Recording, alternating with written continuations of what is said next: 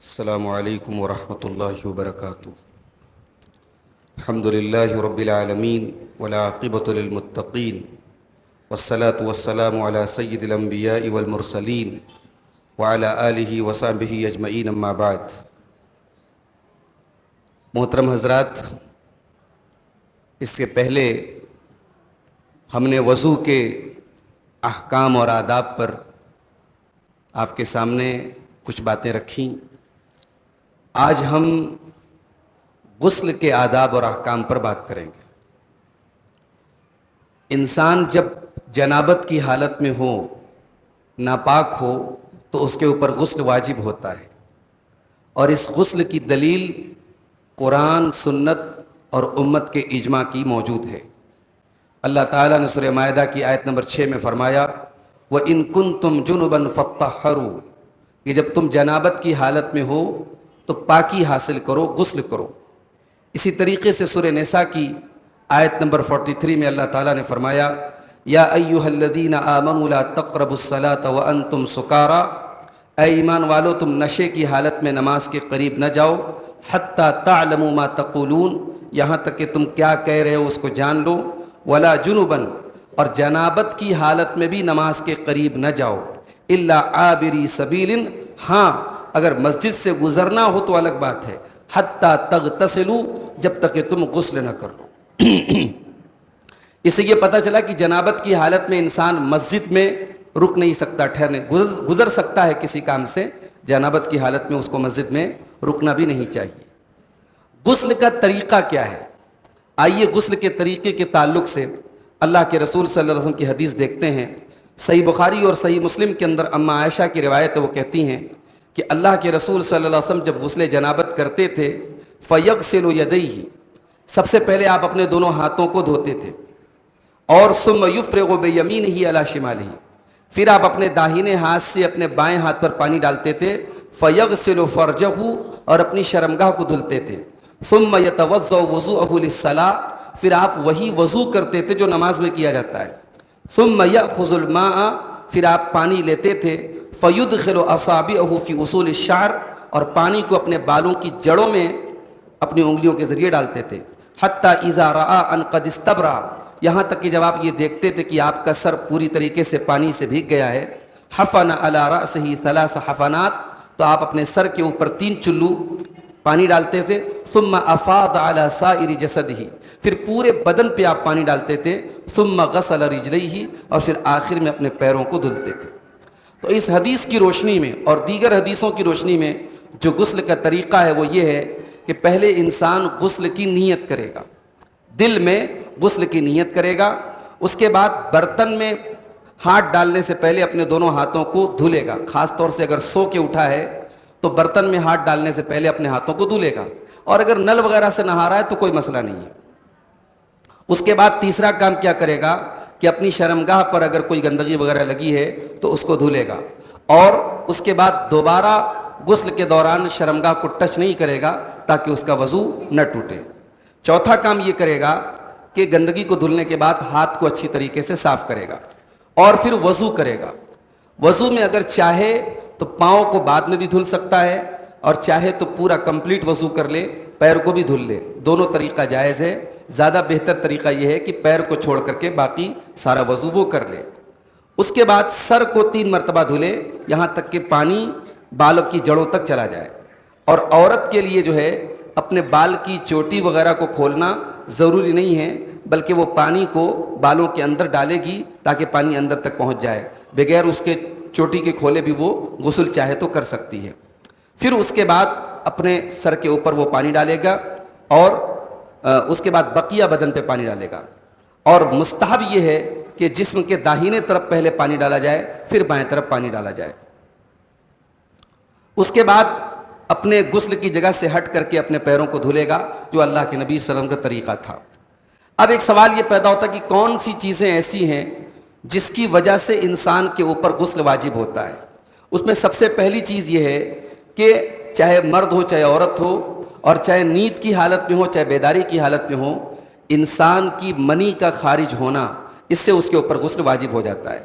صحیح بخاری اور صحیح مسلم میں حضرت ام سلمہ کی حدیث ہے، وہ کہتی ہیں کہ ابو طلحہ رضی اللہ تعالیٰ عنہ کی بیوی ام سلیم اللہ کے رسول کے پاس آئیں اور کہنے لگیں کہ اے اللہ کے رسول، اللہ تبارک و تعالیٰ حق بات سے شرماتا نہیں ہے، کیا عورت کے اوپر غسل واجب ہے اگر عورت کو احتلام ہو؟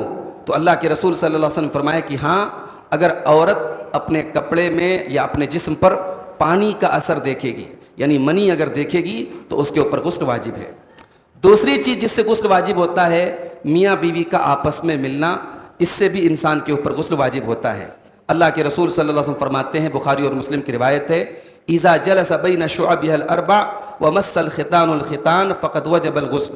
جب ایک شوہر اپنی بیوی سے ملاقات کرے اور جو ہے دونوں آپس میں ملیں تو اس سے غسل واجب ہوتا ہے۔ اسی طریقے سے حیض اور نفاس کے خون کا رک جانا، حیض اور نفاس کے خون کا بند ہو جانا، اس سے بھی عورت کے اوپر غسل واجب ہوتا ہے۔ حیض کا خون تو جو عام ہر مہینے آتا ہے، اور نفاس اس خون کو کہتے ہیں جو ڈیلیوری کے بعد، بچے کی پیدائش کے بعد خواتین کو آتا ہے، تو وہ خون جب رک جائے، جب آنا بند ہو جائے تو اس کے بعد بھی غسل عورت کے اوپر واجب ہو جاتا ہے۔ اسی طریقے سے جب کوئی مسلمان مر جائے تو اس کے مرنے کے بعد اس کو غسل دینا واجب ہے۔ حضرت ام عطیہ کہتی ہیں کہ اللہ کے رسول صلی اللہ علیہ وسلم کی بیٹی کا جب انتقال ہوا تو اللہ کے رسول صلی اللہ علیہ وسلم نے صحابیات سے کہا کہ ان کو 3 بار یا 5 بار یا اس سے بھی زیادہ اگر تم سمجھو، مناسب سمجھو، تو ان کو غسل دو۔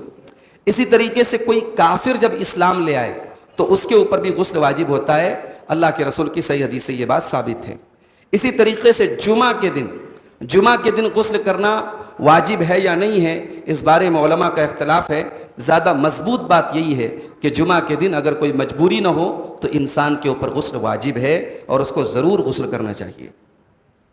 اب ایک سوال یہ پیدا ہوتا ہے کہ جو انسان جنوبی ہے، ناپاک ہے، اس کے اوپر کون کون سا کام کرنا حرام ہے؟ تو یاد رکھیے، سب سے پہلی چیز اس کے اوپر نماز پڑھنا حرام ہے۔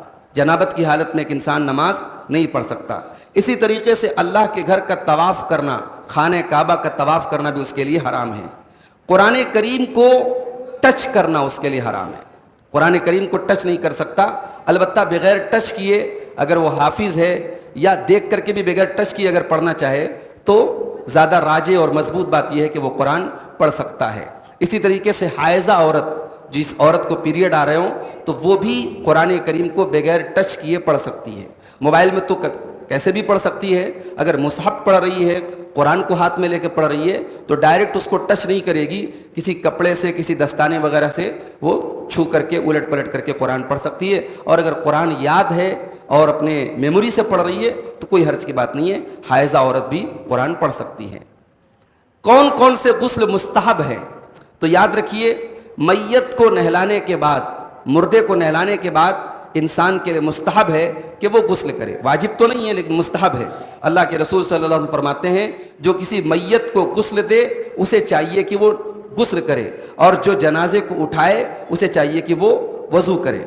اسی طریقے سے عیدین، عید الفطر کے دن اور عید الاضحیٰ کے دن بھی غسل کرنا مستحب ہے، اگرچہ اس بارے میں کوئی صحیح حدیث ثابت نہیں ہے لیکن صحابہ کرام کے آثار ملتے ہیں، اور جمعہ کے دن کے اوپر قیاس کرتے ہوئے عیدین کے دن بھی غسل کرنا مستحب ہے۔ اسی طریقے سے حج اور عمرہ کا احرام جب انسان باندھ رہا ہو، احرام کی نیت کر رہا ہو، اس وقت بھی اللہ کے رسول سے ثابت ہے کہ غسل کیا جائے۔ اسی طریقے سے شہر مکہ میں داخل ہونے کے پہلے غسل کرنا بھی اللہ کے رسول کی حدیث سے ثابت ہے۔ اسی طریقے سے عرفات میں وقوف کرتے وقت بھی اس کے پہلے انسان غسل کر کے عرفات میں جائے، یہ بھی اللہ کے رسول کی حدیث سے ثابت ہے۔ اسی طریقے سے جس عورت کو استحاضہ کا خون آتا ہو، حیض کے خون کے علاوہ کبھی کبھی بیماری کی وجہ سے عورتوں کو ایک بلڈ آتا ہے جو حیض کے خون سے الگ ہوتا ہے، اس کو استحاضہ کا خون کہتے ہیں، تو اس خون کے آنے کی وجہ سے عورت کے اوپر غسل واجب نہیں ہوتا، لیکن اگر وہ چاہے تو ڈیلی وہ 1 مرتبہ غسل کر لے، باقی ہر نماز کے ٹائم اس کو الگ سے وضو کرنا ہے۔ تو یہ غسل کے تعلق سے چند اہم باتیں ہیں، اور وضو کے تعلق سے جو میں نے ایک بات بتائی تھی کہ اس میں پانی کا استعمال جو ہے انسان بہت حساب سے کرے، اسراف سے کام نہ لے، تو وہ چیز غسل کے اوپر بھی اپلائی ہوتی ہے۔ غسل کرتے وقت بھی پانی کا بے تحاشا استعمال نہ کہ آج ہم لوگوں کے ہاں شاور وغیرہ اور نل وغیرہ کا انتظام ہے، تو بعض لوگ جو ہے بڑی دیر تک نہاتے ہیں اور کافی پانی بہاتے ہیں، تو پانی کا استعمال جو اللہ کے رسول کی حدیثوں سے معلوم ہوتا ہے کہ پانی کا استعمال بہت حساب سے کیا جائے، پانی کا زیادہ استعمال کرنا بھی اسراف میں شامل ہے۔ تو یہ غسل کے آداب ہیں اور غسل کا طریقہ ہے۔ اللہ سے ہم دعا کرتے ہیں رب العالمین ہمیں طہارت کے اور تمام مسائل میں کتاب و سنت کی پیروی کرنے کی توفیق عطا فرمائے، آمین۔ وآخر دعوانا ان الحمد للہ رب العالمین۔ جی، جنابت کے غسل کا جو طریقہ ہے عام غسل کا طریقہ بھی سیم ہے۔ اس میں جنابت میں چونکہ انسان سب سے پہلے اپنی شرمگاہ کو دھلتا ہے، عام حالات میں اس کو ضرورت اگر محسوس ہو رہی ہے تو وہ دھل لے، ورنہ ڈائریکٹ وہ وضو کرنے کے بعد باقی اپنے جسم کے اوپر پانی ڈالے۔ جو طریقہ جنابت کا ہے وہی عام غسل کا طریقہ ہے۔ جی، ایک چیز یہ بھی یاد رکھیے کہ غسل جنابت کرنے کے بعد آپ اسی سے نماز پڑھ سکتے ہیں، پھر الگ سے وضو کرنے کی ضرورت نہیں ہے۔ غسل جنابت کے شروع میں جو آپ نے وضو کیا تھا وہی وضو کافی ہے اور اسی سے آپ نماز پڑھ سکتے ہیں۔ ہاں، اگر غسل کے دوران ہاتھ آپ کا شرمگاہ سے ٹچ کر جائے تو پھر آپ دوبارہ وضو کریں گے، اس لیے کہ بغیر کسی رکاوٹ کے، بغیر حائل کے اگر ڈائریکٹ انسان کا ہاتھ اس کی شرمگاہ کو ٹچ کر جائے تو اس سے اس کا وضو ٹوٹ جاتا ہے۔ زیادہ راجح بات یہی ہے۔ واللہ اعلم بالصواب۔ السلام علیکم۔